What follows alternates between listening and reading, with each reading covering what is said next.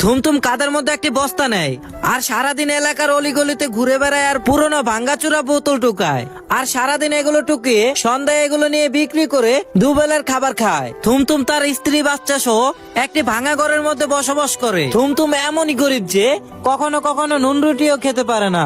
সে খিদা মেটানোর জন্য গাছের পাতা খেয়েও থাকে, কিন্তু তারপরও চুরি করে না। একদিন সে হাঁপাইতে হাঁপাইতে কবরস্থানের সাথে বসেছিল। বসে থাকতে থাকতে সন্ধ্যা হয়ে যায় আর হঠাৎ করে তার সামনে একটি আলো জ্বলে উঠলো। হঠাৎ করে তাকিয়ে দেখে সে আলোটি মাটির নিচ থেকে উঠতেছে। এরপর সে মাটি খুঁড়তে শুরু করলো।